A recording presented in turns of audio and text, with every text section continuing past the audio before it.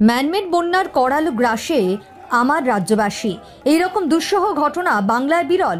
মানুষের সেবা ব্যতীত আমার জীবনে আর কোনো উদ্দেশ্য নেই। তাই আজ বীরভূমে একটি পর্যালোচনা সভায় উপস্থিত ছিলাম। বীরভূমের বিভিন্ন বন্যা কবলিত অঞ্চলে জল ধীরে ধীরে নামছে। আমাদের মামাটি মানুষের সরকার দিবারাত্রে চেষ্টা করছে এই কষ্টের সুরাহার জন্য। প্রশাসন সব রকম সাহায্য করতে বদ্ধপরিকর। বাড়ি থেকে রাস্তা সবকিছু পুনরায় তৈরি করে দেওয়া হবে। যে সকল পরিযায়ী শ্রমিক প্রাণ হারিয়েছেন বন্যার ফলে, যারা প্রাণ হারিয়েছেন এবং বিনা চিকিৎসায় যারা মারা গিয়েছেন, তাদের সকলের পরিবারকে 2 লক্ষ টাকা করে দেওয়া হবে সরকারের তরফ থেকে। আমি সর্বদা তাদের দুঃখে কষ্টে পাশে আছি। আমি মা জগৎজননীর কাছে প্রার্থনা জানাই, সকলের জীবন যেন দ্রুত স্বাভাবিক হয়ে যায়। এই রকম কষ্টের দিন যেন আর দেখতে না হয় বাংলাকে কখনো। সকল দুর্যোগ দুর্ভোগ থেকে যেন মুক্তি পায় আমার রাজ্যবাসী।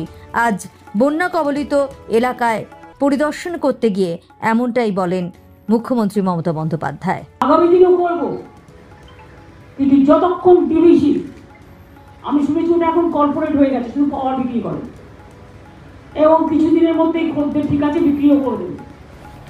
যেমন রঘুনাথপুরে এসিএল একটা প্ল্যান্ট বিক্রি করে দিচ্ছে, প্রাইভেটকে আন্দোলন চলছে। এগুলো মাথায় রাখবেন। রেলের কি অবস্থা? আজও ডিরেল, ব্রিগেড ডিরেলের ওয়ার্ল্ড রেকর্ড করেছে। এখন তো কেউ কিছু বলেন না আপনারা। আমি যখন চালাতাম সুন্দরভাবে বাংলাকে 2 লক্ষ কোটি টাকার প্রজেক্ট দিয়েছিলাম, তখন একটা আশ্রয় বেরোলে এবিপি আনন্দে বড় বড় বেরোতো সারাদিন। আর রাজ্যে রোজ ডিরেল হচ্ছে, মানুষের safety security is in danger, ট্রেনে চড়তে ভয় লাগে। কোথায় রেল মন্ত্রী? কোথায় জলশক্তি মন্ত্রী? কোথায় এরা? শুধু ভোট চাইতে আসলেই হবে? বিপদে মানুষের পাশে থাকতে হবে, এটা মাথায় রাখবেন। অনেক অনেক ধন্যবাদ। নমস্কার। না, এটা গভর্নমেন্টের মিটিং।